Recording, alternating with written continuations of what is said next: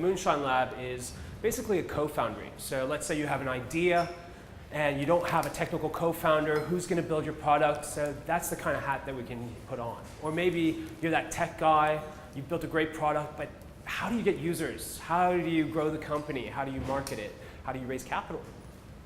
We can put that hat on. So we try to partner with people, and we try to create this kind of long-term vision of how to grow a company and then exit it. And that's kind of a little bit of the Moonshine Lab.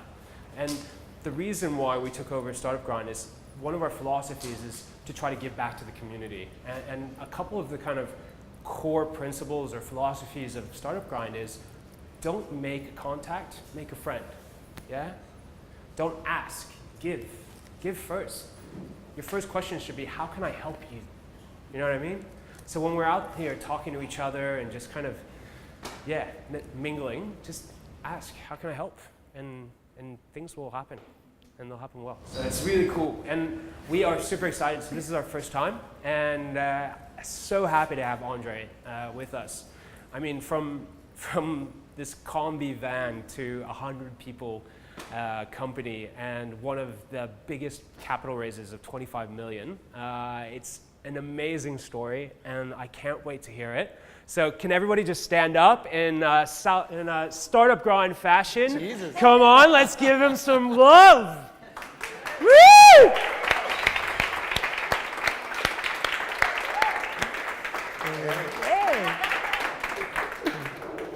Hello, Adelaide. It's nice to say that. And a really quick one before we start. I just also need to thank our sponsors. So we have PwC that sponsored us. They have a thing called Nifty Grants. It's super cool if you're a really new startup and you want to do an R&D claim. It's pretty expensive. I don't know if you have any experience with that, but they have this really cool tool that minimizes the cost for startups, which is awesome. I'd also really like to thank Startup Adelaide, Jenny Van Dyke and Paul, historically. They're always supporting the ecosystem here, so couldn't be here without them. And also the e-challenge. So the University of Adelaide has e-challenge. We've got some students here from, and we also have one of our CEOs heading up one of our companies who graduated from there. So a big thank you to them as well. So yeah, let's get into it. Come and sit down. There's empty chairs at the front. If anyone wants to come and move down, it's a bit weird. No. I've got some wine here as well, so if you So need we're just going refill, to see if you he's don't need to be remotely close to the interesting. wine. If not, It's all good. So yeah, so everybody here should probably know you if you're in the entrepreneurial ecosystem, but if they don't, I was thinking maybe we could delve a bit into your history, a bit of who is Andre from a bit of the kind of teen years up to kind of Vinomofo days. So yeah. You're from here? You're local? No, I'm from Sydney. I've moved to Adelaide in 2005.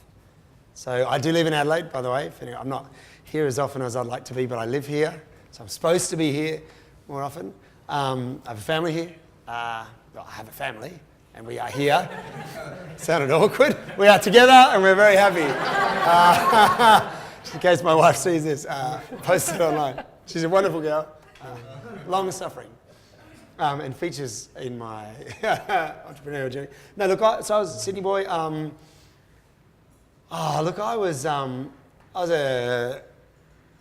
was a nerd, but at a time when it wasn't okay or cool to be a nerd. At a school that just had no. Sorry, had Revenge of the Nerds not come out yet? No, do you know what? It fucking came out when I was in year 9, and it was like oh my god! But I still got bashed. So when it came out, but it was the first thing that I went. Somebody acknowledges our existence. No, look, I don't know. High school, I hate it. I don't think we're meant to swear so often in Startup Grind, are we? I hated high school. I was picked on, and my friends were. I'd just sit in the library and play Dungeons and Dragons at lunchtime every day, and venture out, get bashed, and go back to the library. I studied. I didn't know what for a while. I wanted to be a detective, not like when I was 6, when I was 15. And it was funny. We would 2 days ago in the office. We had this unsubscriber issue. We had these people ringing us and going, "I don't get your emails anymore," which is nice because usually they go, "Why do I get so many fucking emails from you?" So these people were and it was out of proportion. It was a lot of people. So we're like, we've got a problem. So I spent 4 hours in this forensic investigation with a few people on the team to try and figure this problem out. It was really fun. I was like, should have been a detective.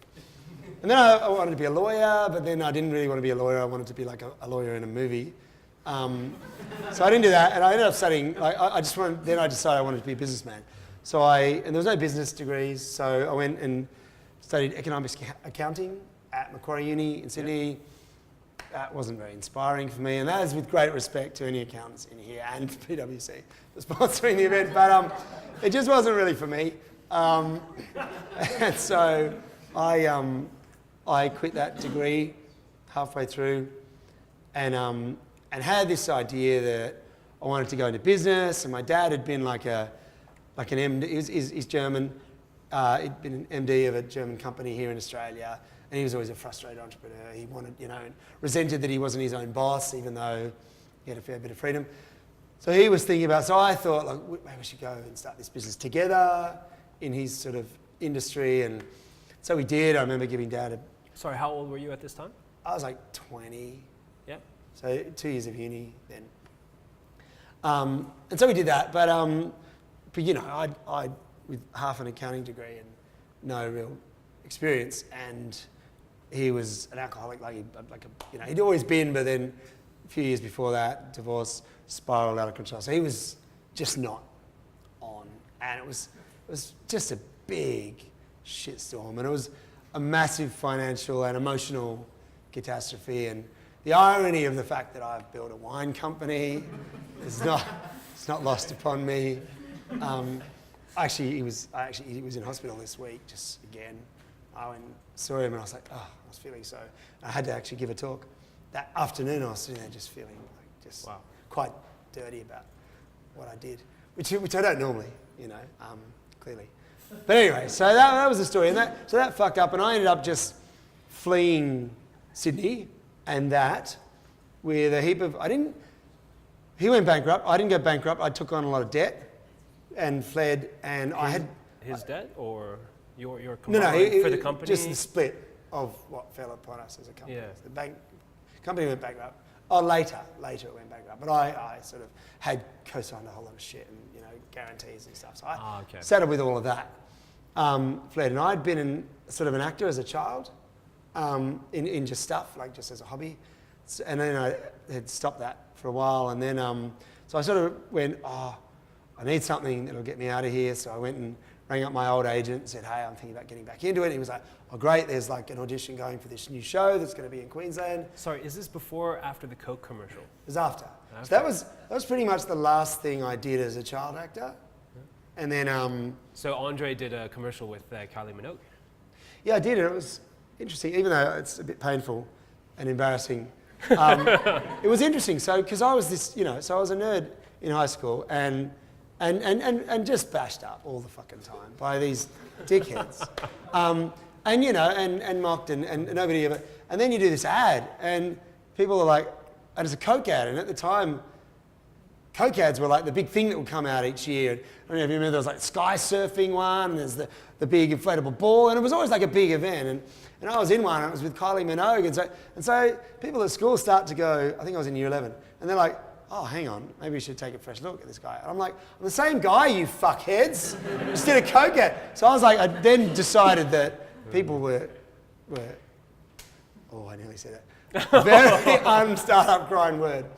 I just decided that people in general were not very nice and didn't have much depth of character. That's obviously a sweeping judgment, but that's what I left and had in me and had carried from high school. But anyway, yeah, go ahead. So I left.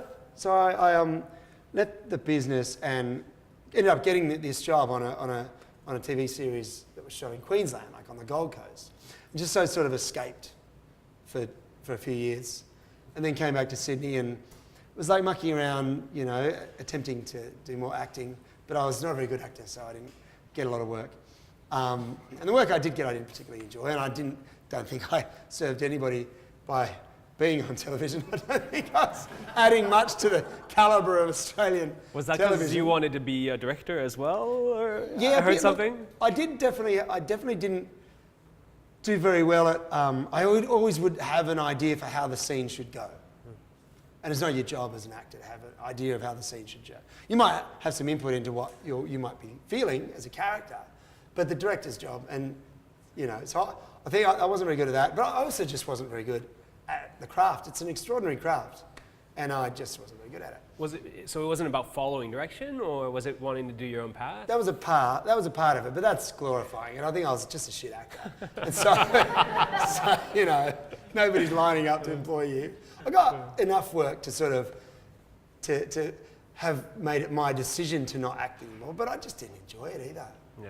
Yeah. I think sometimes you're in a career that everybody thinks is quite sort of glorious and prestigious, and I guess some people think of that as you might be a high-paid lawyer, you might be an investment banker, you might be an actor, you might be whatever. People have different perceptions, but acting, certainly, everybody's like, oh my God, you're an actor. And then as well, if you're on something and then you're not, and they see you like doing a job, like, you're a waiter or you're working in a bar or you're delivering pizzas or whatever you're doing, they're all like, oh, that's so sad. Yeah, tough, isn't it? You're like, fuck off, I'm in between gigs. But I didn't like it. So I was doing that, and I tried a bunch of stuff, but I thought I was in that industry. I sang in a few bands, and I started a band myself, which I guess you could call a business. I started a theatre company, and we wanted to do things differently professionally, but that ended up losing a lot of money as well, and ended up, we did a production, lost $160,000 that we then took on, the two of us that produced it, as debt. I think I just paid off the debt from my dad's business by then, and took that on, and so we just became an events management company, like doing corporate events for like 2 years. And anyway, all this stuff, and I just ended up getting a job at Cellar Masters, which is a wine company that employs out-of-work actors in their customer service team, and just that was my $500 a week while I was deciding what I would do with my life. Yeah. So that was pretty much So a clear trend of trying to start businesses, really. Well, there was, with a gap. There's a couple of like trying to get a career going. Yeah. I definitely wasn't comfortable with the side of being an actor that is, you just have to sort of sit around and wait for your agent to get you an audition. Then you have to try, hope like hell you don't get up on the day and that somebody likes you enough to employ you. Nothing's in your power except, I guess, your own talent. Yeah. If you don't have much of that. There's not a lot. You can't, I would write letters to the director after an audition, go, how much I want, just thinking I could sort of like, hustle my way into the job. Of course, it doesn't work in that industry. So that was sort of it. That was sort of teens to late 20s. Yeah, great. I met Startmate, and one of the guys there said what they kind of look for in a founder is kind of that chip on the shoulder. Do you feel like you might have gotten one of those somewhere in that journey? I had a big one, and it wasn't like that the world owed me anything. So it wasn't one of those chips. It was really just a self-doubt chip. It was like, I'm supposedly the smart guy, and I can communicate, so I can sell something or myself. Why haven't I been able to make any of these things work? And probably at that stage, it wasn't such a dire feeling in me. Because I did think, all right, well, it's been your choice, Andre, to pursue a career or something that you really want to do. You haven't taken a safe path, like God knows. But that's been your choice. So I didn't feel it then. It was probably later that after a couple of genuine failed businesses, like businesses that I wanted to try and make as businesses, like the first one with Dad. A couple of those on, that started to develop for sure. Okay. So I don't know if they should look for that. I think it's really crippling, by the way. I'd like to know their theory on that. They've probably got a good one. They're pretty smart people, but I wonder if maybe that drive, passion kind of tendency. That would make sense. Yeah. So you kind of segued into Cellar Masters, which was that kind of a bit of the initial spark into wine, or was wine always there? And no, do you know what? Cellar Masters introduced you to the business side of things? Yeah, or? wine was always there. So well, funny enough, my dad, apart from having a problem with drinking, he was also. It sounds really mean. I don't mean to be mean to him, but he was like the antithesis of a corporate wine wanker. Like, he was the MD of a company, suits and the long lunches, and would like a wine because it was a Wolf Black label or a Penfolds 389. It was that sort of brand whore, in terms of wine, and they existed. They were huge. That was just the fucking 80s and 90s. It was all that. And so I sort of was a bit, so I got into wine very early. So I was the one interested in wine at sort of uni and stuff. And then, but I would sort of always try, I guess I had my own sort of wine wankedness, but I would look for wines that seemed like they were European because they had a cool label for a date. Or I would find my little wine that became a tradition with friends that, So I definitely had sort of some wine things going. Cellar Masters was, the wine education side of it that I went through, that I stepped through, was exciting, and it got me into, because the staff price wines, when you do the silver level of education, and you would get 5 cases of wine that you could pick, and I'd do that. And so that was my start of cellaring and collecting wines and getting excited really into them, but not any remote thought that I might do wine for a living. Okay. It was always just a casual job for an out-of-work actor. It was trying to figure out what he wanted to do with his life. So as a startup, one of the things that we look for and always try to have is as a co-foundership. So rather than being that solo founder doing everything yourself, and we know Justin Dry was your kind of rock in a corner. How did that relationship start? Well, so he is my wife Jodie's brother, so he's my brother-in-law. So I started when I met Jodie, and we started dating. And how old were you then? I was 30. 30? Yeah. No, 28. 28. It was 2000 Jodie and I met. Are we at Cellar Masters or are we at No, I was events? at Cellar Masters. Or? Yeah. I was at Cellar Masters. Yeah. We met on one of the rare acting jobs I did get. We were actually both playing Centaur Lovers. Oh. I don't know if anyone knows.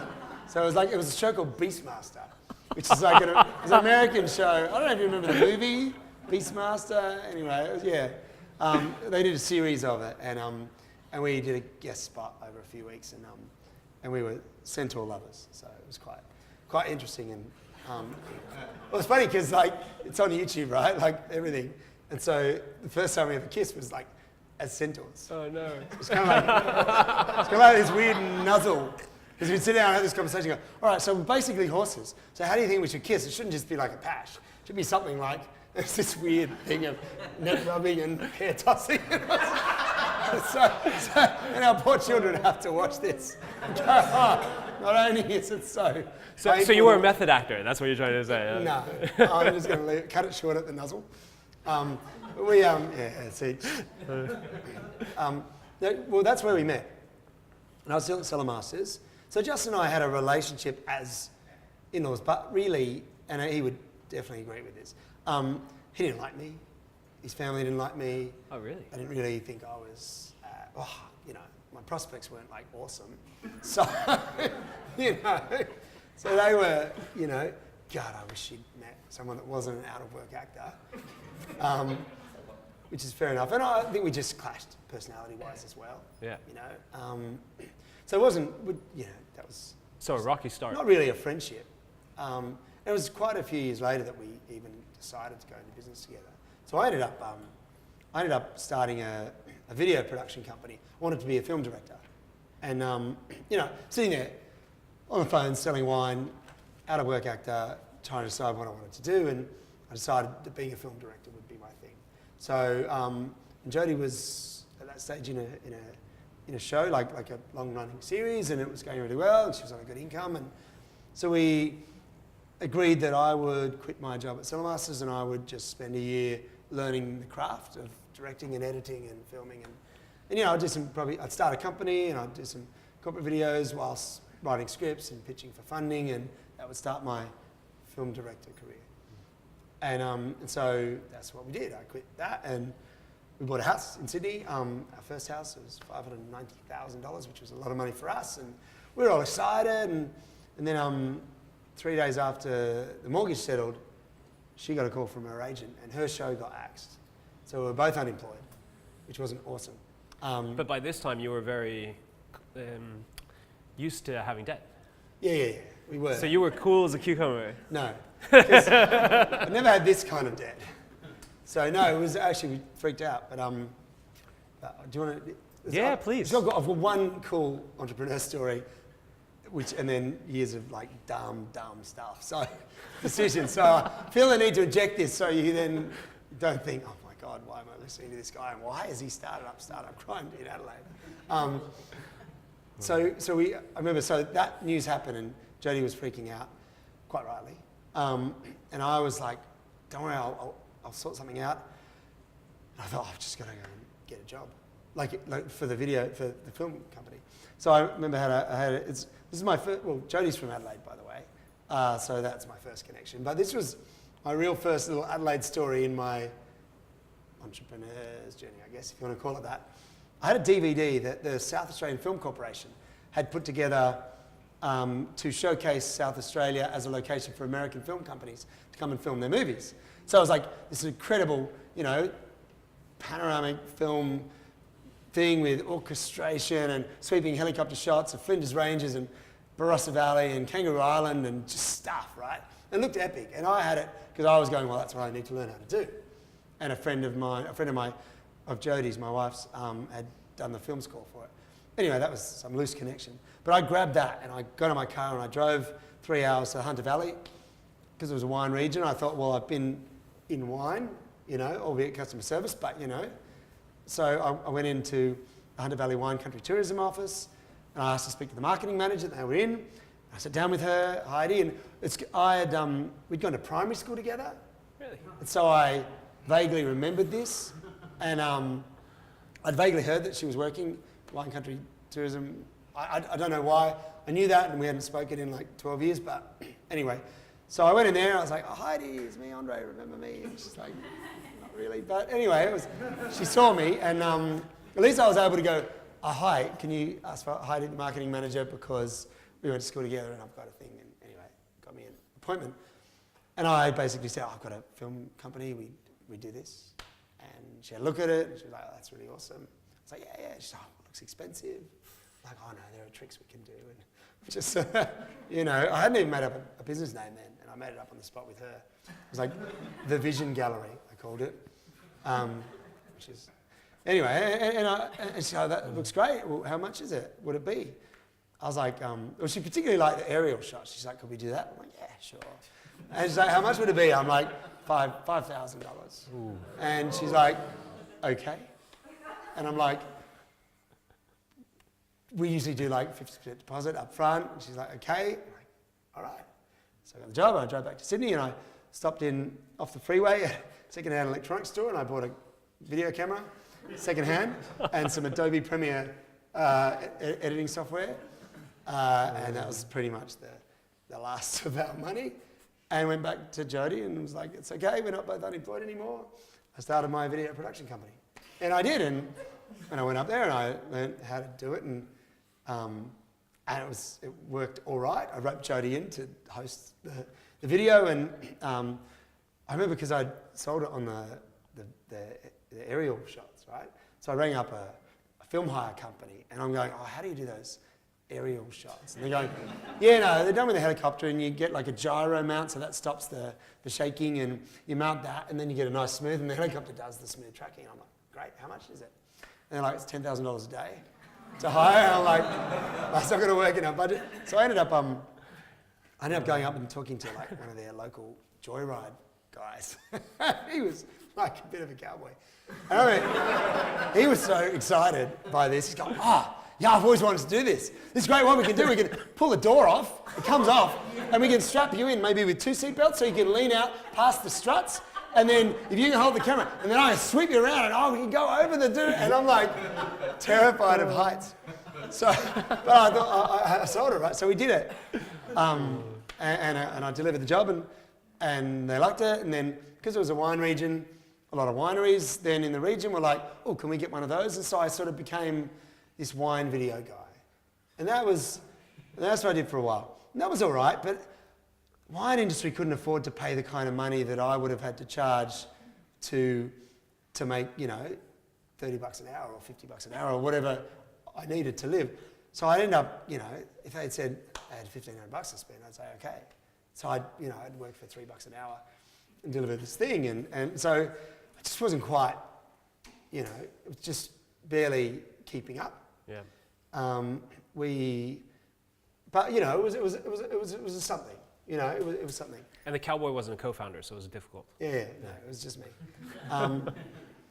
My son, Callan, was born in 2005, and that was a catalyst. We were sort of slipping further and further behind in debt, and with the mortgage, and just life in Sydney. And with the birth of Callan, I think we were like, oh God, we've got to take the pressure off. So we moved to Adelaide. And yeah, there were wine regions in Adelaide, obviously, so that was, as a business decision, it wasn't a bad one. And I just did the same thing. I went and spoke to McLaren Vale, Great Wine and Tourism, got the gig to do their tourism video, then their wineries. It sort of followed suit and it worked. That was really nice. I really fell in love with McLaren Vale. But we came down, we sold the house in Sydney for less money than we bought it, which was awesome. And just, you know, restarted that life here. And it was all right, but again, it was, and then my daughter was born in 2007. And just, it was about 3 weeks before she was born, because I had a Word doc that was dated, like the creation of the Word doc was dated that date, so I've still got it, 6th of February 2007. No, I'm lying.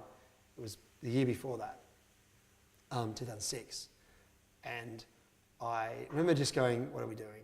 What am I doing? I'm just doing a job. I'm having to get a client and then deliver the job, film the job, deliver the job, hopefully get another client somewhere in between there, deliver that job. It's just like, I felt like a tradesman.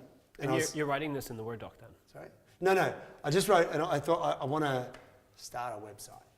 I want to do something that I can build upon, you know, rather than just is limited to my ability to do a job and get paid for the time.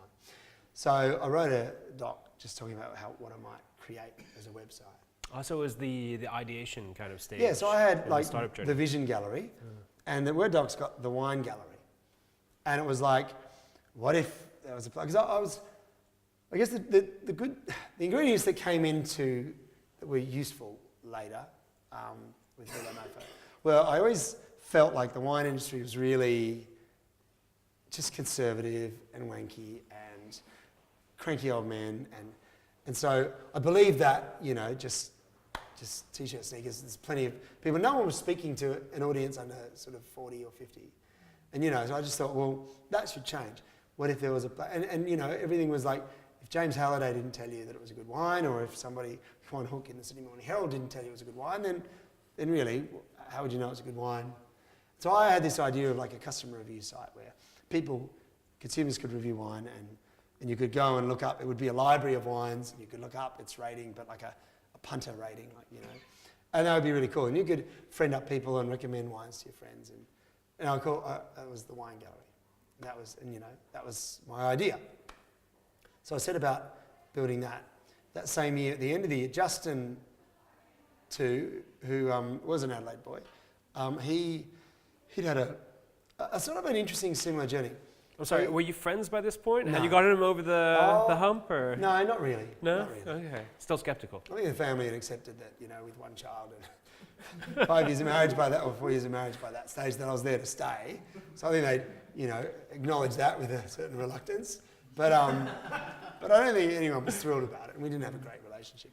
But anyway, he'd studied wine marketing here in Adelaide, straight out of uni, and then gone off and stockbroking and property development stuff. And similarly, it had a business with his dad, Rod, and that had failed and they'd been bankrupt. And so, you know, up and down journey as well. And he had a big relationship breakup, and he just took off to South America for like 6 months just to clear his head and figure out what he wanted to do. I make a joke. I say that it was a journey of self-discovery is the way he described it to the Colombian officials. It's not actually. Was this on his way in or out? Yeah.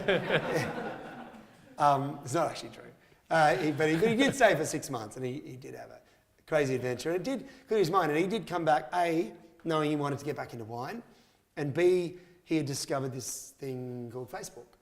You know, and it was 2006, right? So Facebook was not just still in uni, like for uni students. It had broken out mainstream, but really in Australia, barely anyone knew about it. In the States, it was like just early adopters. But, you know, he came across backpackers using it to share photos and post photos to their families back home. Facebook was pretty simple back then. And anyway, so he had this idea for a Facebook call line. Taxi!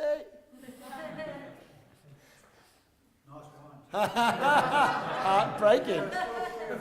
You should grab another one. Let's have a communal cheers for everybody that has some wine. Cheers. Please don't cut yourself. So he'd come back with this idea, Facebook, like a wine social site. So it's Christmas Eve. He'd just come back. We're drinking, we're eating, we're telling each other about this business idea that we had. And I'm going, I've got this wine community site where you can rate and review wines. And he's going, I had this idea for a wine social site where you could friend people up and post about wines. And we sort of had that moment where, oh, that's awkward. That's kind of exactly the same business idea. And our first reaction to that was, that'll be fine. You know, there's plenty of room in the market. It's you know, social media's going nuts. I'm sure it'll be awesome. Good luck. And then it was like, no, that's silly. We should do this together. We should combine our ideas and go into business together. And I would say there was definitely a moment that I had in my head that was like, this is possibly the stupidest idea you've had in a long list of stupid ideas, Andre. You don't actually like each other. I'm sure he had exactly the same idea. But if I was sitting there going, yeah, but Andre, you've kind of failed every venture you've tried to start because you're not very good with money. And he has been good with money. Despite the accounting bit. Yeah. No, I can do the numbers. I just don't honour the concept of making more money than you should spend. I always actually... A bit of an issue on the business model side of things. Do you know what, interestingly, I had a conversation with someone we both know, Yeli. Yeah.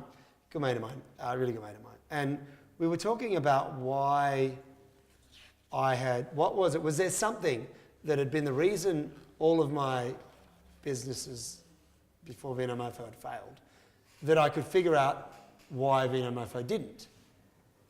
And I was always aware that it was because Vinomofo was the first time I had sort of, not alone, someone had convinced me to honour a business model that was tried and true, like, you know, selling stuff.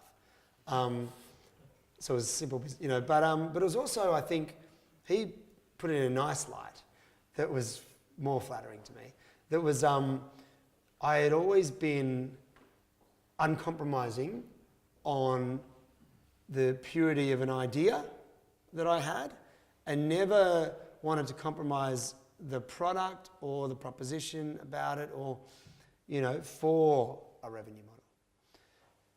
Which is, you know, and so obviously the ideal is that the revenue model is right there beautifully in harmony with your idea. But I never achieved that and I never compromised on that. And he had this theory that because, and we'll get to Vinomofo obviously, but because we carried that same uncompromising approach to the idea and the brand, I guess, if you like, and what it stood for, and we'll get to that. But that with a business model that was nicely integrated was the thing that made it work.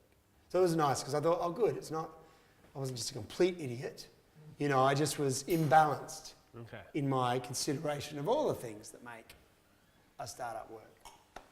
Yeah, a lot of startups kind of follow that rigid kind of have an idea and go through the kind of startup journey, you know, your business model canvas we have nowadays and things like that. But it feels like you went on a different path and kind of a little less rigid, if we put it that way. We didn't know anything about this startup world or capital raising or VCs or you know, lean methodology, nothing. We're just two guys in a garage making this shit up. So there was no ecosystem. There probably was, and it obviously had started, you know, at least in the States, and there were probably sniffs of it. This is 2007.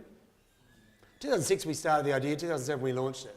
So I think if you asked around at the various incubators or accelerators or co-working, I don't think there were any co-working spaces at that stage. They're just like serviced offices. But I think if you asked around, there were probably a couple that, there were some things in the ecosystem, in the startup world, that had started, you know, and I don't know when Eric Ries's lean startup was published, but it was probably around that time or just before. But we didn't know about this world. So we just sort of went on with stuff and just tried to make stuff work. And it's interesting, the idea itself, nobody found it useful to use this product. It was pretty clunky. Nobody wanted to go on a laptop and have to enter 42 fields about a wine just so they could go, yep, I liked it, and then go back onto this website. There was no mobile, no smartphone. So, Can I ask you as well, a big issue that a lot of people have in kind of entrepreneurial world is that technical side of things. Yeah. Were you or Justin technical No, at all? and it was just, I swear to God, if anybody still asks us, what is the one thing you most regret, or what is the one thing you would have changed? We still both, independently and together, answer, would have 100% got a tech co-founder, like day one. Because we just had years of working with a developer who had a full-time job, who, you know, yeah, it was great, $15 an hour, but we got his tired work and just problems, and just was, and, you know, we could only afford, you know, the 19-year-old kid who already had a job. It was just, And if you're bribing them with wine, the work kind of... It was all, we didn't have any wine. We were just talking about it. No one was giving us any wine. We were just, so that was just all of our problems were tech problems. All right. Website problems. We tried, we didn't have the money to hire an agency to build a site. So it was always just little independent contractors who, you know, just there for, you know, they'd been coding for like 4.5 days, and it's just, that was it. I learnt to design, like on Photoshop, so I designed this website, Quoff. But no, it was a really good lesson. We got lots of users. You know, I think we used to, I think the official tally when the company shut down was about 18,000, but it was probably about 5,000 reasonably engaged users. You know, and that were contributing content and, you know, and active on a Facebook page and active in the community. Yep. So it was but they didn't give a shit about the site and the product, but they liked this idea that wine was like, we used to call it no bow ties and bullshit. So it's this thing, you know, it was this lesson that I learned, that the importance of what you stand for.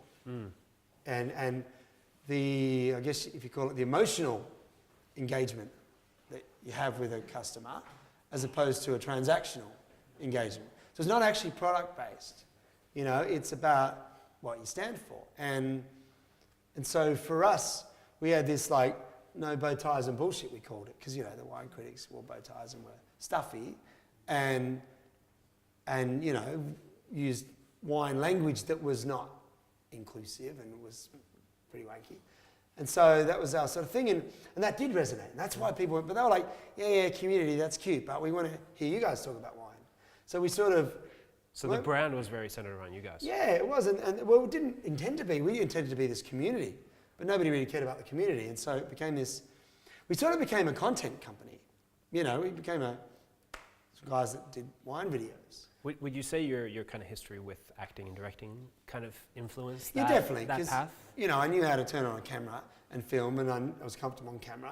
And so Justin's, you know, had an opportunity to get comfortable on camera, and we filmed stuff, and it wasn't foreign to me that we should do this. It was very natural. So absolutely, it made it easy to do that. And it was at a time when, you know, I think YouTube sort of just started to explode. I think it was 2008, wasn't it, that YouTube got bought? Wasn't it, by Google? And, you know, the two guys, remember the video they did, like giggling, just going, we just got bought for like whatever it was, 180. I think it was $1 billion. Was it? Wasn't it? Yeah. No, it was way less than that. I'm pretty sure it was way less than that. Pretty sure it was like a number that very quickly got made to look silly, but at the time, I think it was 600 million or something. So not way less than that. But it was a number, and like 2 years later, you've got like WhatsApp for 18 billion or something. Like, it was a crazy time of escalating, but at the time it was like crazy. So how do you go then from Quoff to a van?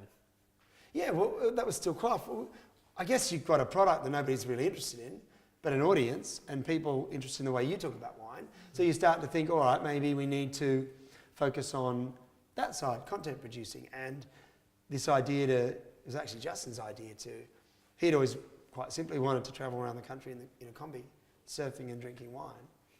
I was like, well, I don't surf, but this would make a pretty good show.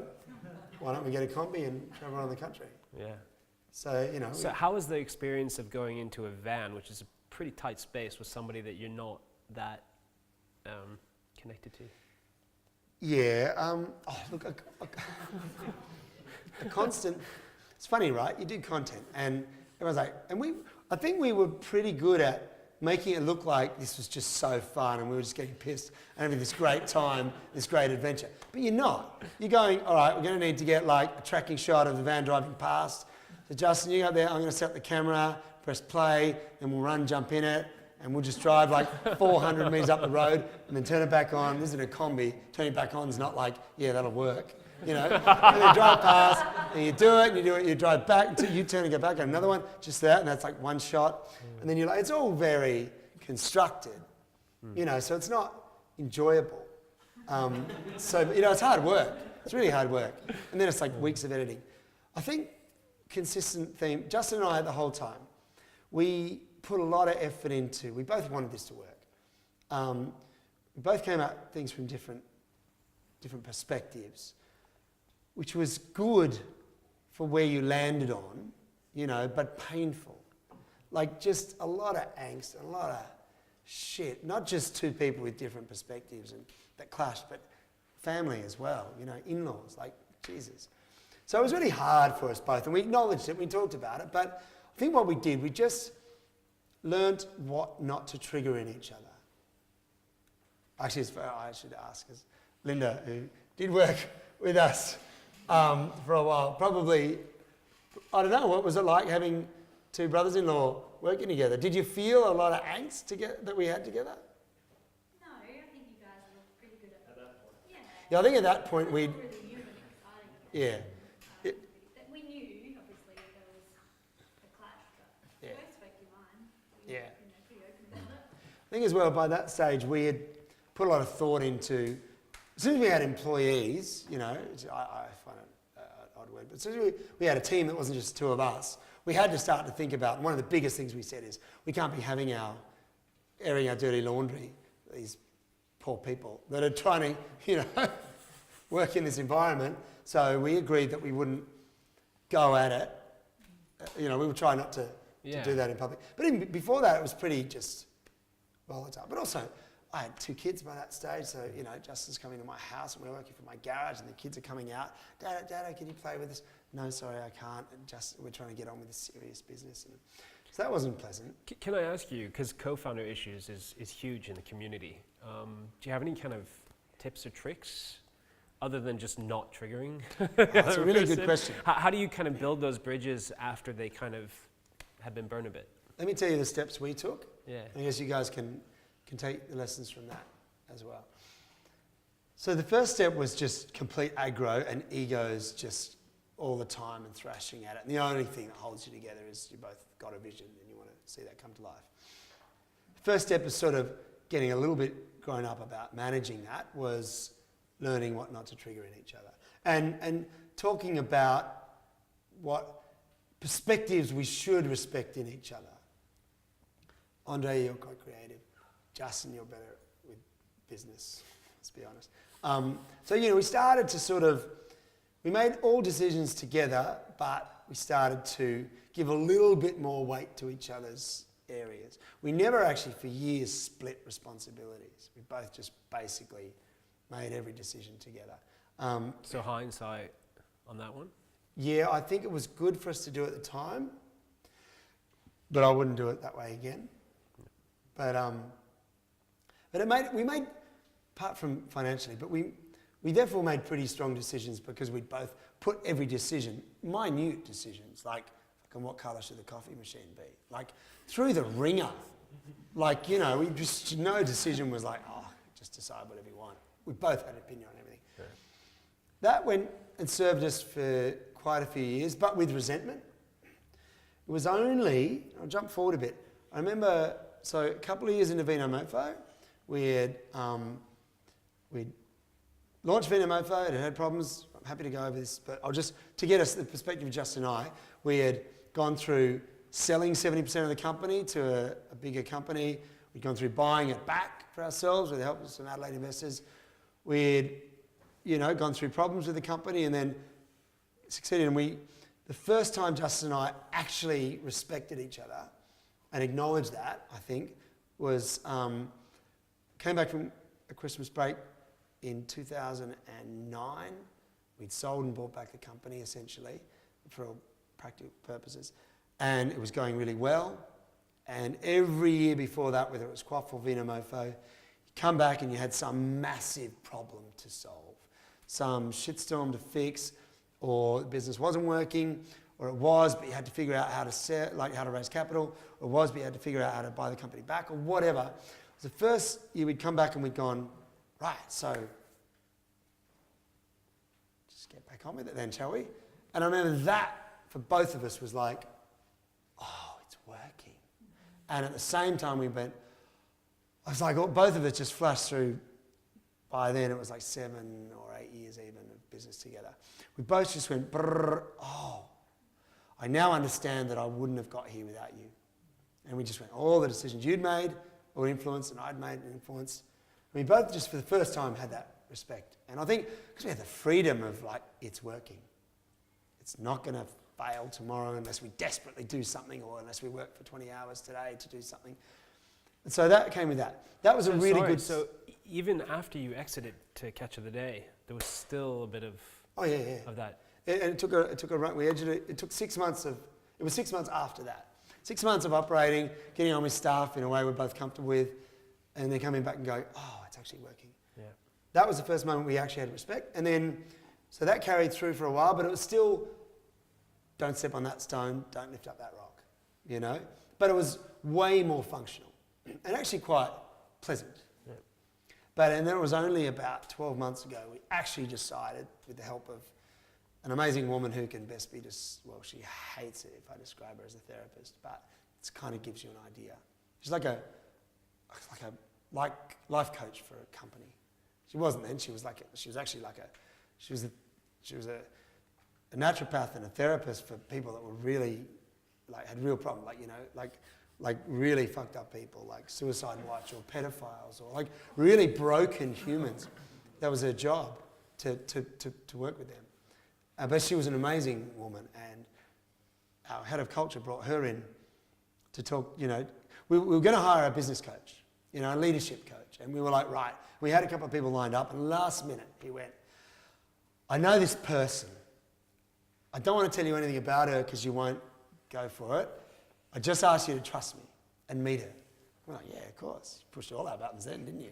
Don't tell an entrepreneur, yeah, I can trust you. Yeah, cool, we're up for anything. So we had this dinner with her, and she was really nervous. She'd never worked with people that were not completely fucked up before either. I don't mean to make light of it, but let alone a company, And we talked about it, and we just went, wow, this will work. This will be amazing. So she came in and just worked. First, she was like, all right, I can try and work on and bring out the best in and heal the leaders and the company, but it has to start with you two because you two are fucked up. Not just together, but individually. And we're like, okay. So it was relationship therapy, but it's exactly what it was. Yeah. And she just tore us open. And that was truly the first time we actually then faced all the shit. Why did we clash? Why didn't we like each other? Yeah. Dangerous territory in yourself and together.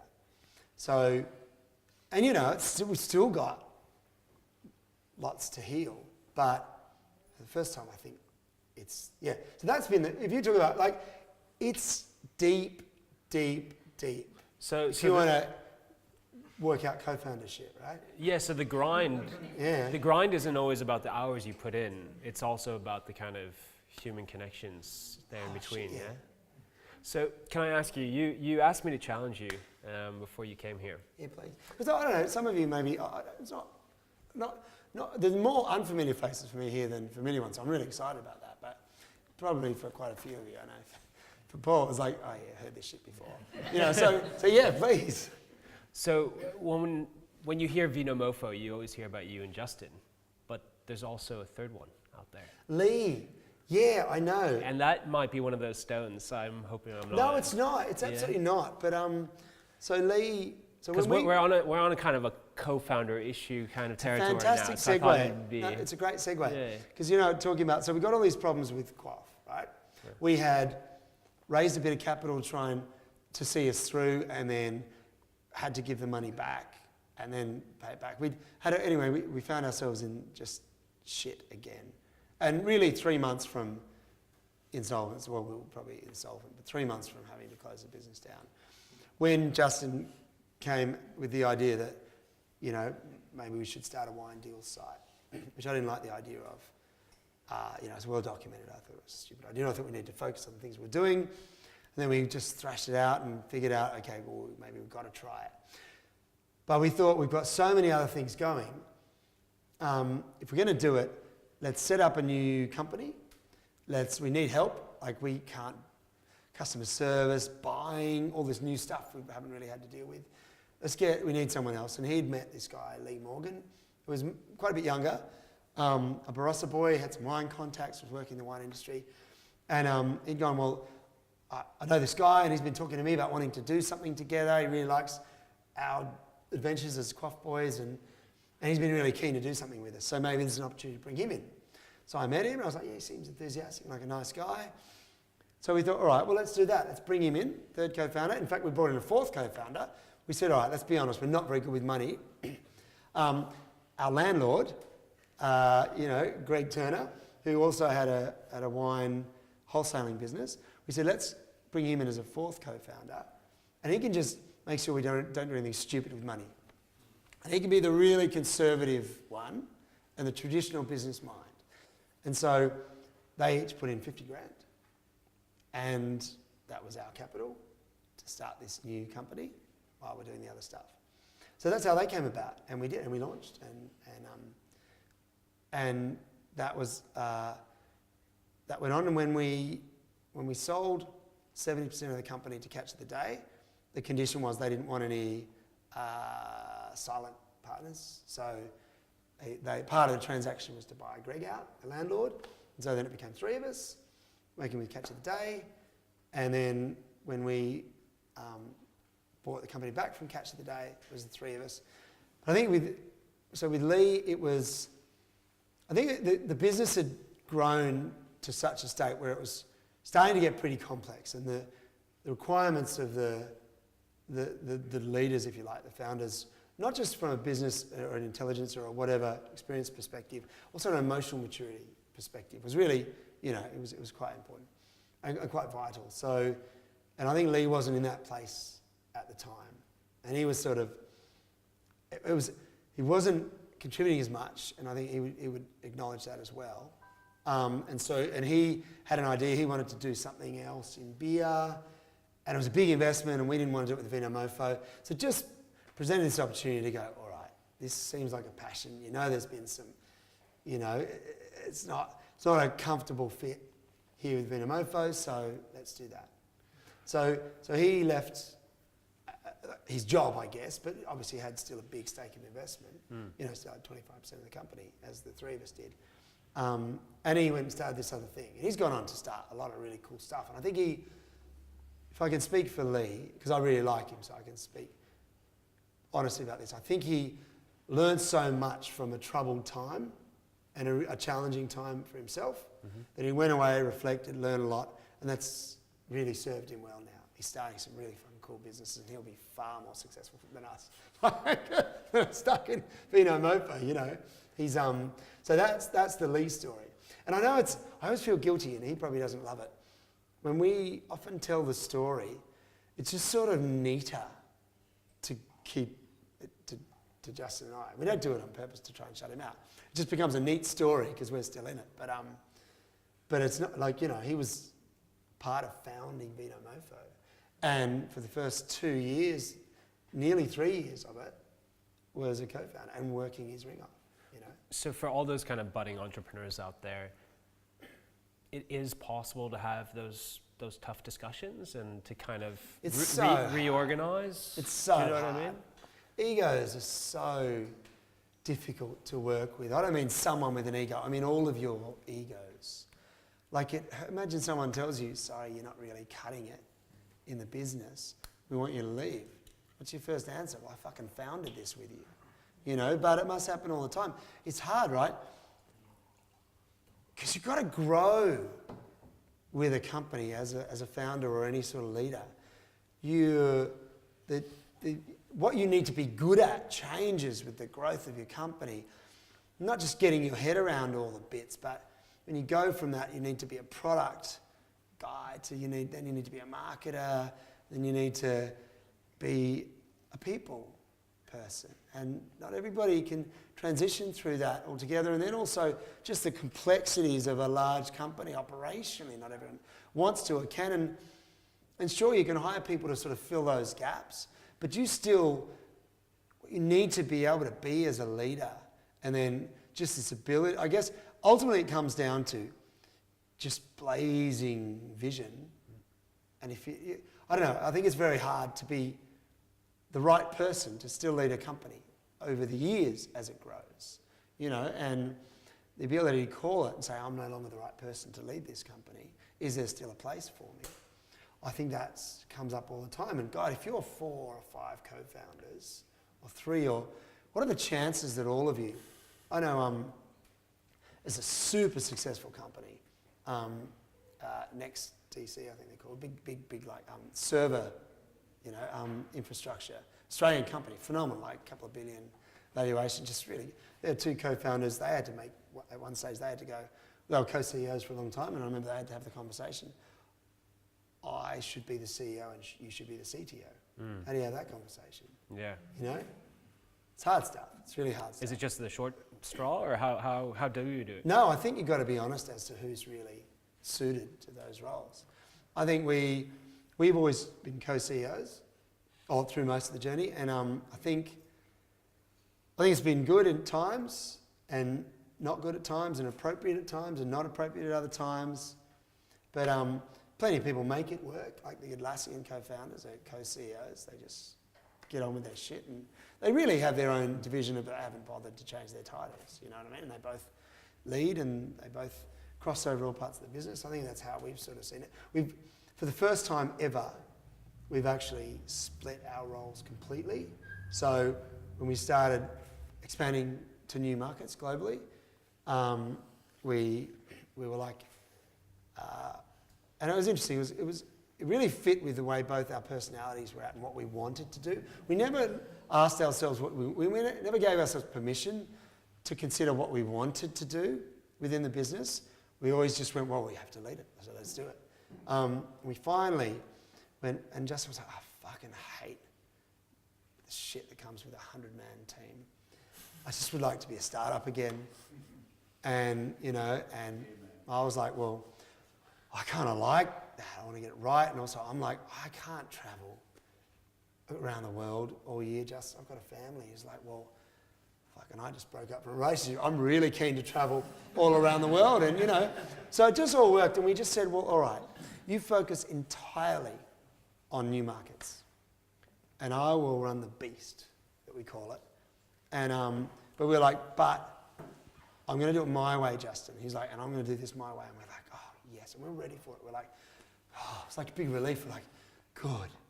We're not even going to fucking speak to each other for 3 months about business. We're not going to, there's no permission, no checking in, just complete permission.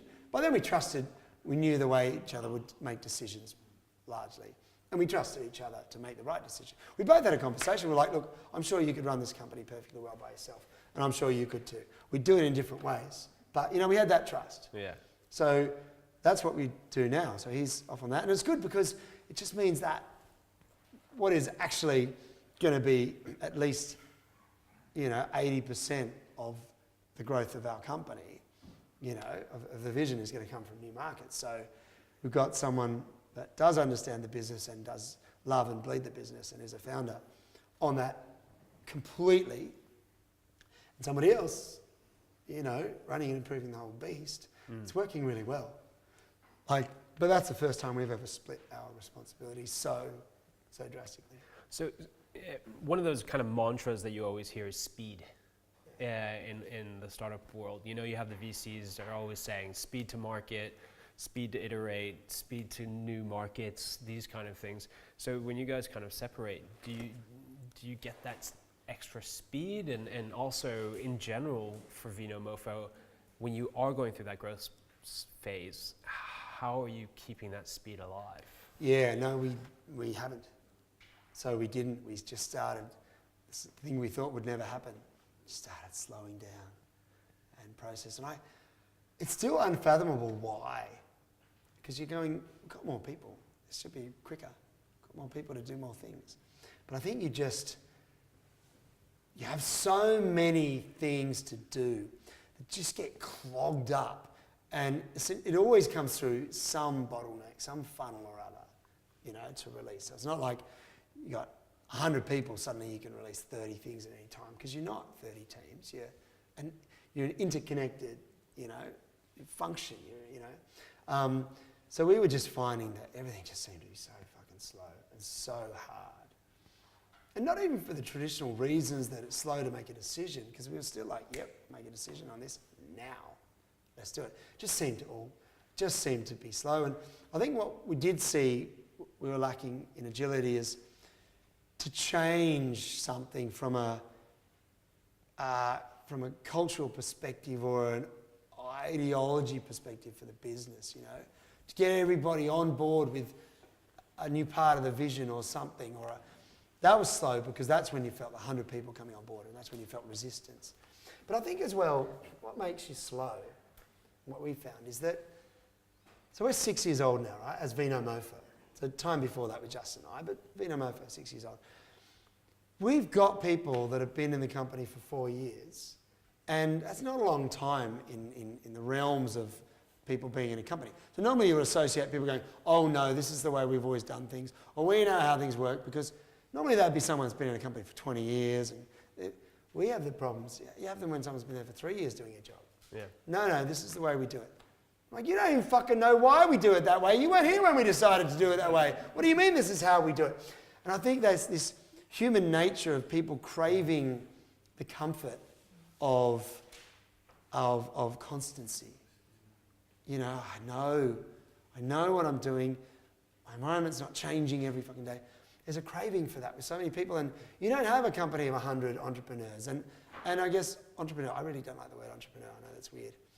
Because I heard you guys kind of fell into that kind of millennial trap culturally at Vinomofo, where everybody should get food and there's ping pong tables or that kind of stuff. That they kind of slowed down because they felt like everything should be given to them. Did you feel that kind of culture clash in generations? Not because of that, no. I think there's a little bit of innate entitlement, but I think that's outweighed by the fact that with that entitlement also comes the confidence to do whatever challenge comes before you. So I don't think that's the cultural challenge. I think there's a bit of what comes from that, I think, from having a very young team, is they don't have any perspective of working in a company. It's either their first job or it's the first crack at that job, or you know what I mean? And so they don't have a benchmark of how either uninspiring or disempowering or whatever a lot of companies and a lot of jobs can be, or the expectation of the hours or the work or the commitment in whatever form that takes should be. So I think that's what comes a lot of the time, and that's what we definitely have a bit of. We don't have enough. So how did you overcome those kind of? I think you can only overcome that by, the right people, no matter what their experience, you don't have that problem with. But I think you can only overcome it by bringing in people in senior roles that have perspective, that can then change the perspective and change expectations, setting clear expectations, all that stuff. We've had a massive transformation focus on just getting a really tight operational framework and methodology and clarity and focus and expectations and accountability. And these are boring words for a company that just had their blinkers on and with just growth, cool shit, growth, occasional swear word, growth.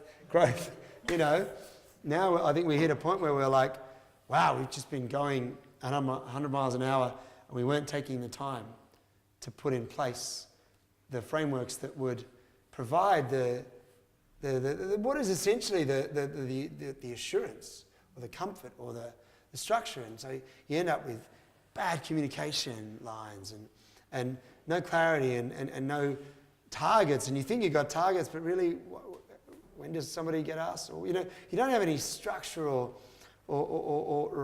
just habits. Yeah. You know, there's no... there's no rhythm. The expectations are there, but they're ad hoc. And they're more like, why the fuck didn't you do this? They're not like established and then supported and then, right? And so that's there's a lot of work gone into that. Yeah. I think, look, it's exciting having a young team. Apart from my mother-in-law, I'm the oldest person in Vinomofo, and I'm 45. Your mother-in-law's there now?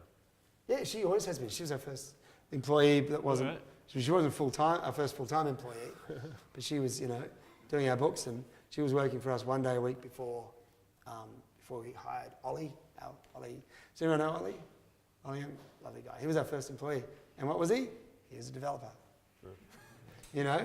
But yeah, that's the people thing. Yeah. And I don't like to just to put down generationally this entitlement.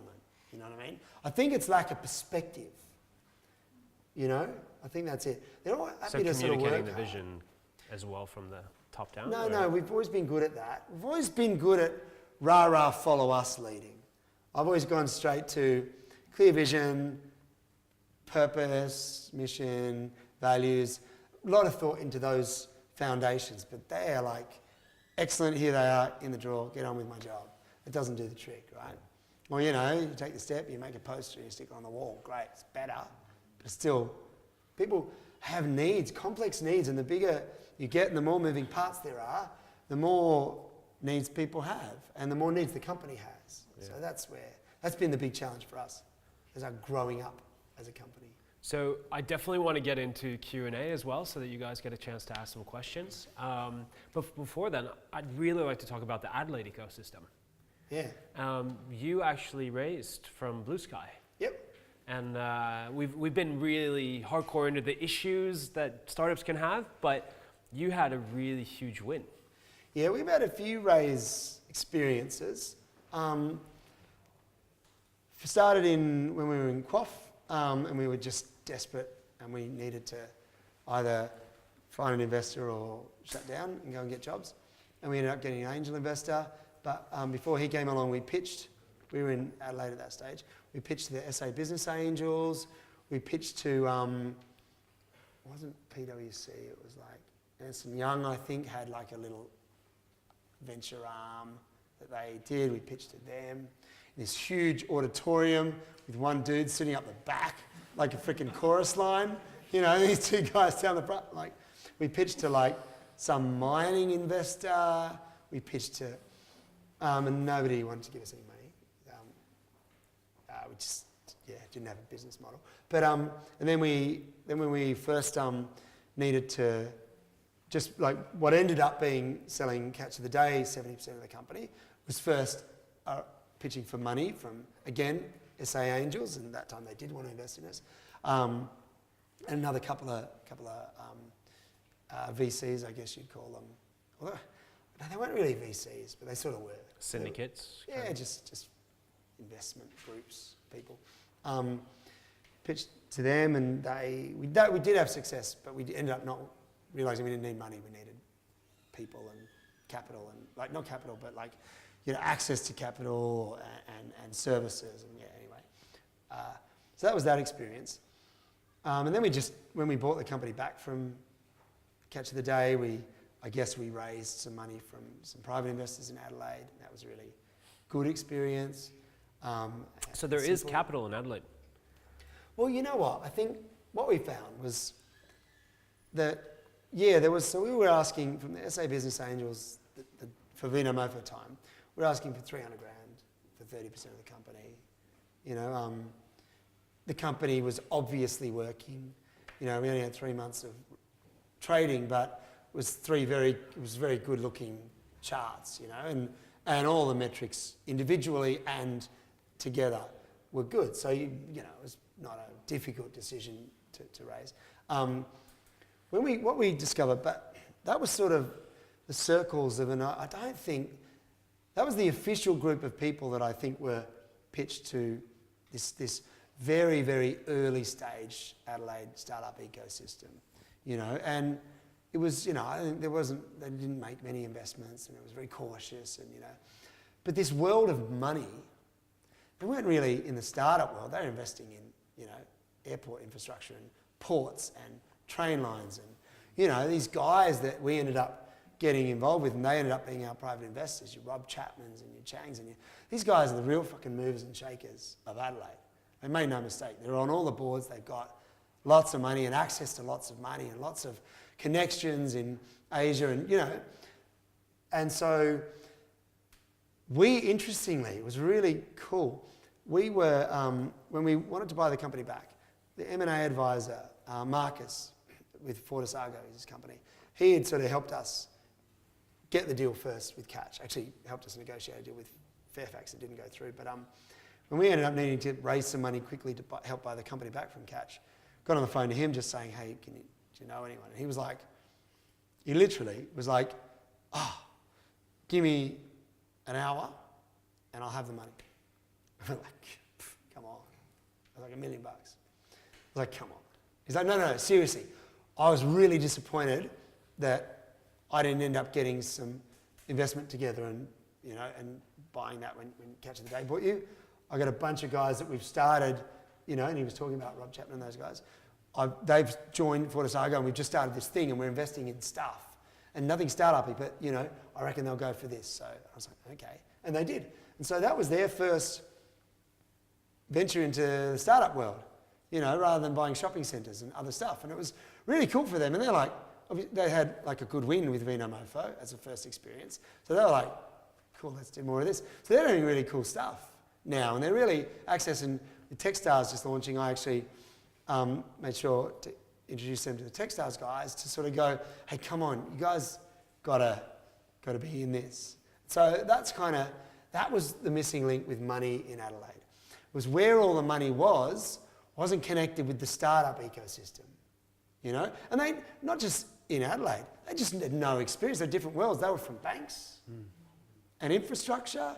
They just weren't part of this world. Even at Silicon Valley and the whole, you know, they weren't really, it was like, oh, that's cute. There were no connections.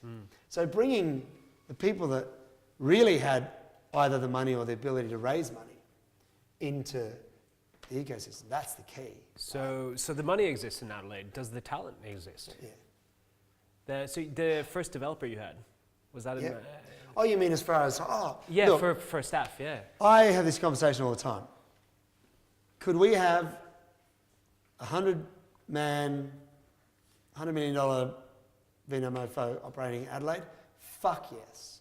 Absolutely. Could we have our 3-gun digital marketers? Yes. Could we have 4 developers that are great? Yes. Could we have world-class? Could we have hired 70 out-of-work actors in our customer team? Yes. We could have the company, and fuck, I wish we had, because I bloody fly 4 days a week to Melbourne now, you know, and I hate it. But yes, the talent, but we would have sucked up a lot of the cream of the talent. So it is a small pool in specialised jobs, right? You know, you think, yeah, how many developers in Adelaide? You know, the good senior developers. I don't know, 200? 300? All right, suddenly stick a language on that. Rails. Don't ever start a site in Rails. Suddenly, A, they all want 50 grand more, and B, there's like 12 of them. So you got 12 of them. Well, if we need 4 of them, and C-Link need 8 of them, and everyone else, you know, that's it, right? So that's where it's at. But we could have, I think, you know, with the traction and the I guess the, I don't know, what do you call it, reputation that we had developed. I'm sure had we stayed in Adelaide, we would have had a bit of a pick of the best talent. So we could have done it. I say that without ego, I just mean, you know what I mean. So we could have done it, and I wish we had. So it's not like for lack of, that's not what got us to Melbourne at all. We only went to Melbourne because Catch of the Day said we should come to Melbourne. And it was sad, that's why good people like Linda, we lost 9 people, at least 4 of whom we would have loved to have kept, like would have fought to keep. It didn't come over, which was sad, but that's where we're at. So I think Talent, look, the money's here definitely. It's not yet fully plugged into the startup ecosystem, but it's definitely happening. The talent's here to a certain cap, right?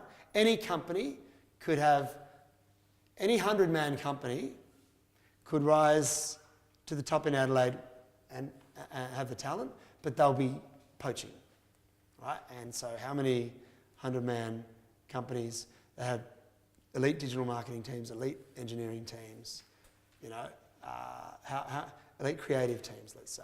How many of those could you sustain? Probably a dozen, you know. How many are there? I don't know, there's some pretty fucking cool companies in Adelaide. There's a lot of cool, like I sit here, I feel like a bit of a fraud, right? Vinomofo is quite a well orated story in Adelaide. And then, you know, I meet the guys from Australian fashion labels just quietly going about their $150 million business, whatever it is, you know, without all the fanfare. No, we don't do a whole lot of PR. We like to celebrate our brands. I'm like, wow, you're much cooler than us. Like, way better. And, you know, they're going about their business.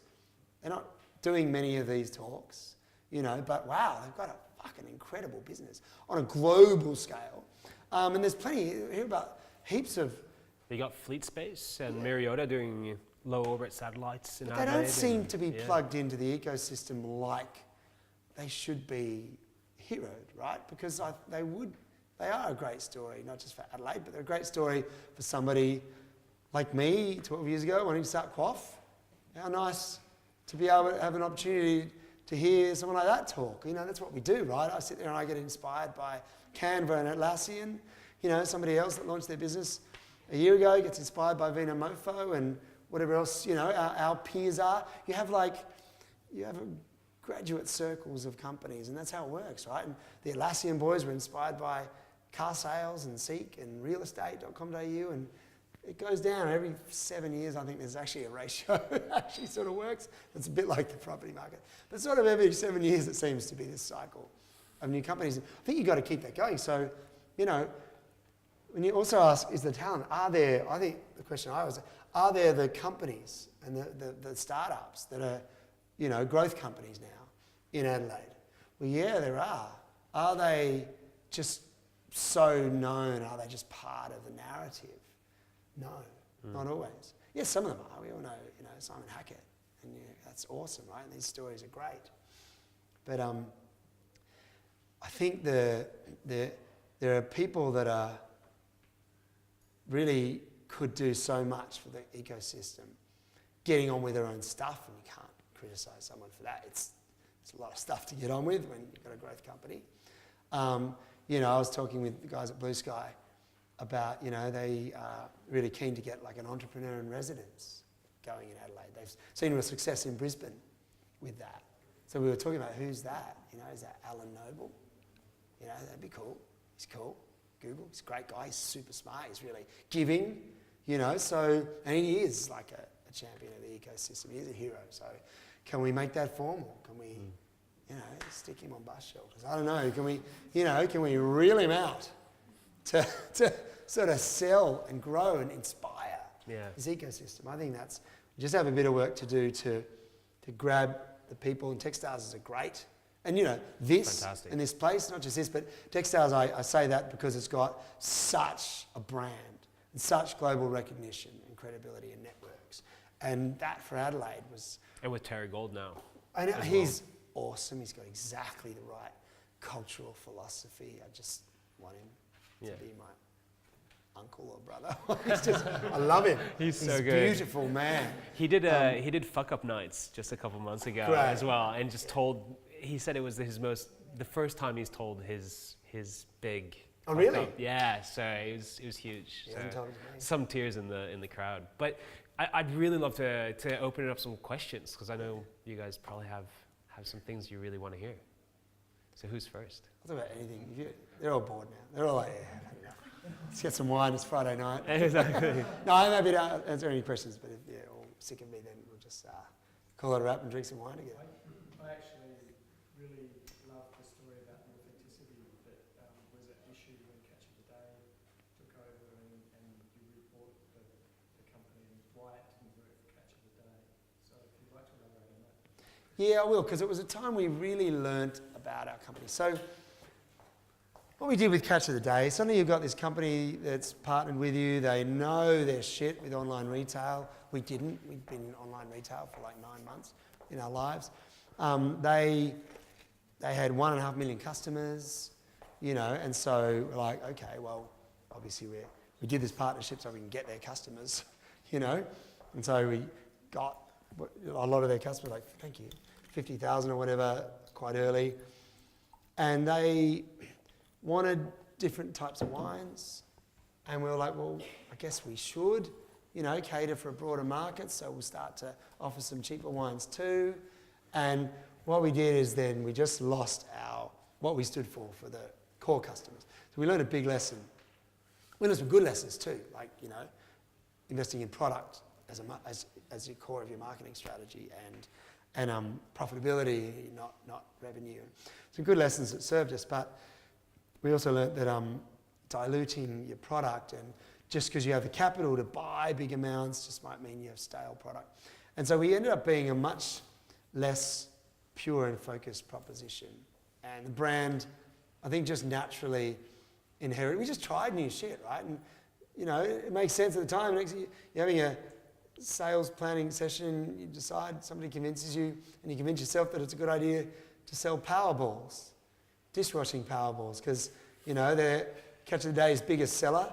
They import like 20 containers a week through Asia, grey market imports of finished Powerballs, and it's like their number one revenue generator, and we go, well, people wash wine glasses. We should do Powerballs, and that's what we did. We put out an email, hey, all those dirty wine glasses? Well, and people were thinking, this makes sense, and it's good to diversify. People are like, what the fuck, are you selling Powerball dishwashers? We're like, yeah, sorry. So we tried a bunch of stuff, so what we did, we learned the lessons from them. We got the value. We learned that the sustained value, which would have been their customers, wasn't, and their, I guess, plugging into their buying power and their supply chains and stuff.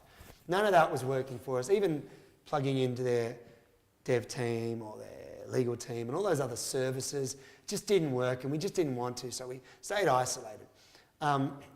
It was a bit of a cake and eat it too. We got the value that we needed, and it helped us grow, and we got a lot of PR, and it stepped us up, and it was like putting our big boy pants on to suppliers and the media, and they were like, oh, they must be getting serious now. Okay, we'll deal with them. So that was all good, but that all happened very early. And then we just found we were locked into a thing where there just wasn't going to be ongoing value. And then they also were like, why have we bought into all of these vertical categories of deal sites? They're just cannibalizing from our main site, Catch of the Day, which was doing very well, thank you very much. So they started shutting down all of the verticals they'd invested in and bought, and focusing back on their hero product, the hero brand, Catch of the Day, the site itself. And so we were seeing companies that they'd invested in bought after us getting literally just shut down and overnight. And the founders bought out or walked out or whatever their contract was. And so we were like, shit, we don't want that to happen to us. So we just went on the defense. We just said, look, we know this is happening. We don't quite know all the reasons, but we want you to know that if you're thinking about shutting us down, don't. We're quite happy to buy the company back or find a way. We really love the company. So that was the beginning, and they were like, no, we don't mind you. You're harmless. You're not plugged into you're not doing any damage to the company, and we don't sell wine well anyway, so you're not cannibalizing a product line. So, don't worry about it. You're harmless. Just keep going. And we're like, oh, phew. Oh, what? Harmless? It's not very sexy. So, and also this sort of, the strategy that they had was like, we'll develop this deals empire, and then we'll float, we'll IPO, and then everyone will have a chunk, and we'll have some equity and Catch of the Day, and they'll have, So it was sort of like a wealth creation play for us as founders as well. Then we'll sell out, and then we'll start something else. So that was then looking like that wasn't going to happen. So really there was sort of no reason, and we really fell in love with it. So just considering that we might buy it, what it would be like if we bought it back and owned it again, was like, oh, that would be really cool. So it gave us the appetite to do that again. So that we decided to just try and buy the company back anyway, even though we were safe and harmless. So that's what we did. It was very complicated. It was very tricky because, I don't know, transactions, right? Raising is one thing. buying something back is another thing. It's all just like an engagement or a divorce. It's just so delicate. And again, we talked about egos with co-founders, egos with founders and investors, and or partnership. It's like delicate stuff because nobody likes to be feeling like they're not wanted anymore. Nobody likes to feel like something's been a failed venture. Nobody wants to, So it's really tricky. So we're like trying to go, look, we're not that good. You should just let us go, quite cheap. But we don't suck that much that you should just shut us down. And, and then we go to the investors, we're awesome. You should invest in us and help us buy it back. And pretty soon they're going to be talking to each other. And, it was very delicate.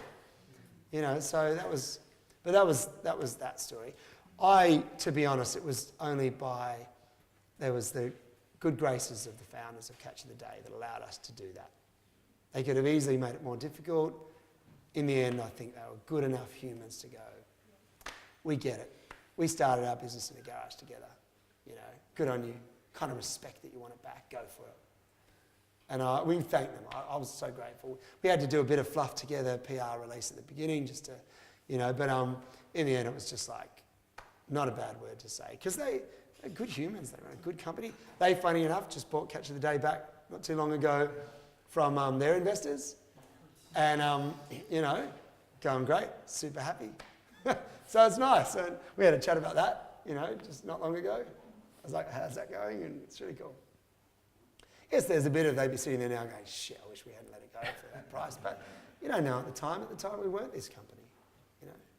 Anybody have a follow-up? Yeah. I've got two questions. First of all, there's a story behind the tattoo that you've got. And second of all, when you see more and more players in the market, like angel wines, Yeah. does that concern you, or what's the sort of, giving away company secrets? How do you sort of... No, it's fine. I'm really open about that. Yes, that's my daughter's name and that's my son's name. There's my story behind that. And yes, I worry about us becoming the boring wine company that the cool startup disrupts. Wine Gallery, super cool company, cool guys. First Drop, super cool company, cool guys. I really like what they're doing. We're not too proud to go, we need to do a bit of that, and learn from, and no interest to crush them, just like learn from. Naked Wines, I think was what you were thinking of, have the angel wine thing, yeah. Again, I know the guys, and they're a UK company, and I really like the Australian CEO who actually went, so it's a big global company, Majestic, bought Naked Wines globally, and the global CEO from Naked Wines became the CEO of Majestic, and the Australian CEO of Naked Wines became the global CEO. It's a great story, and he's a cool guy, and we actually were at a online retail industry awards night, and we were like head to head in a lot of things, and it was really cool. We won the big award, but they won the public, like the most popular, like public whatever the customers voted for, and then but together we both ended up all dancing together on the dance floor, pissed at the end of the night, just basically going, fucking wine, online retail, even Dan Murphy's won a fucking award, and we even danced with them. We were like, for one night you could not be the enemy, because we were all going, yeah, fuck you, fashion industry. Wine online has cleaned up in online retail, and that was so rare. So I do like to look at what other people are doing, and I do like to go, and it is nice to remind you that, don't be lazy. I don't so much worry about it, because I sort of feel like it's going to be our lack of good model or product or customer care that's going to fuck us up, not somebody else's brilliant idea. It's only if we've been so static in our proposition. So I more just try to always look at what are we doing? Are we still the best way to buy wine? We do grow up. I think a really important thing that I learned as well, I think there comes a time, I'm not sure about this is a theory I have, that there comes a time when you can etch out a chunk of market share with a pretty hip model, and with a model that people think are cool and jump on board. But at some stage of scale and market share, you actually just have to be the best way to do that thing. You know what I mean? So, You know, Snapchat will die. And it'll die soon. Because it's not actually that fucking useful. You know what I mean? Facebook won't die because it's useful. And yes, it's fully integrated. You know, yes, it's in our lives, but it's actually just, it's useful because it serves a very basic function that everybody wants. Snapchat is, nobody's going to want to do filters on their faces of bunny ears forever. And in fact, you can do it on Facebook now anyway, or Instagram. But you know what I mean? There are things I think they're fantastically fun and interesting for a while, and just like our model, a deals model. You can get a certain somewhere, but at some stage you have to go, are we the best way to buy wine? Is it going to be irritating that somebody has to come, especially to Vinomofo, just for this one part of their wine life? You know, at some stage, they're just going to go, oh, fuck it, it's just easier at Dan Murphy's. You know, I get 90% of my wines, or I'll just keep going to my corner wine store. So at some stage, we have to be comprehensively the best way to buy wine, sustainably. So that's the era we're in now. And that, I think, is more of a danger. I think you can't sustain 20, 30, 40, 50 years of servicing a tribe or a customer base with a kind of a cool, isn't that cool and interesting and exciting for a bit model. I think you have to be pretty universally useful. So that's more what I focus on. But I definitely look at the guys, and look, I also want to see them succeed. I want to see people doing stuff, particularly in concentrating in product areas that aren't our main focus, or maybe, you know. And even if we do, I kind of feel like if they're good people doing that stuff, we're all really in business against Woolworths and Coles, which I truly believe we have to be better than. And now Amazon, huh? Sorry? And now Amazon. Yeah, funny enough, interestingly, Amazon just announced 2 days ago they were shutting down their wine arm as it stands, because they bought Whole Foods and they've got Amazon Fresh, and they do a bit of wine through Amazon Fresh, which is their grocery arm.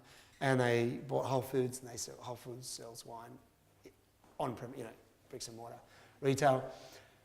But this is the third time Amazon have tried and closed down a wine arm. And I think every time we've done it, we've looked at it and gone, I don't think it's going to work from a model perspective, but they're Amazon, surely it'll work. It'll just work because it's so big. But even Dan Murphy's have failed at a marketplace model. No one's ever gotten that model working. So you go, well, surely Amazon could, but again, I think they'll always be good as a generic proposition. So Dan Murphy's should shit themselves about Amazon, not Vinomofo. Vinomofo aren't really going to be going for the same customers. Yeah, there'll be some crossover. I mean, our customers are Amazon customers, but are they going to be happy buying wine from a generic proposition? I think that's where it comes down to. So if you focus on a niche category and you are sort of more interesting for people who are more engaged in that category, I think that's your defense against a massive generic player. But that's your only defense. I always say, if you're a low price, broad range, fast delivery model, you're fucked. How can you do it better?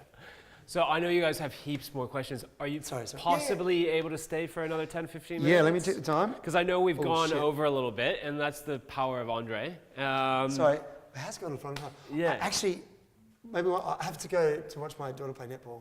Of course. It's the second game, and I wasn't in town last game, and I promised I'd be there. Yeah. Yeah, go for it. So just going back to when it was just the two of you, do you feel like there was something that really gave you some traction? So was it that first hire, or was it some money, or was it your content, or was it that your community suddenly got a bit bigger? Or I know the combination of those things. No, it was definitely the content. It was definitely these two sort of scruffy guys, you know, swearing a bit, talking about wine in a way that nobody had ever seen, but welcomed. And that definitely got us traction. It got us our starting audience to start to sell wine to with Vinomofo. It got us our reputation in the industry. It got us relationships with producers. It got us positioned as, in some small way, influencers in wine to a certain audience. That was definitely the key. Definitely the key. And funny enough, you know, we launched in Singapore, you know, with Vinomofo, and that's the thing that they're all excited about, the way we talk about wine. It's sort of, we're relearning each new market. Wow, we're starting with 10 customers again. What do they care about? Yeah, they want to get good wine cheap, but that's not what excites them. What excites them is, oh, I love this world of wine that you guys do. Can I be part of that? So yeah, that's definitely the key. So you're getting two scruffy Asians to do a video? No, we don't. But we should. We want it. We're doing local content. We're going over and doing content that Justin is, you know, sort of hosting, I guess, or a part of, but with local foodies and wine people, and you know, there's a big link to food stalls, you know, food trucks and stuff. It's a real, Singapore's got a cool food scene, but a cool street food scene. So we're really tapped into that, and that's working. And we're going, yeah, we've really not tapped into food in Australia. I've wanted to for a long time. Good, see, it's the right thing to do. So we're learning as much from the new markets as we're carrying into them. Yeah.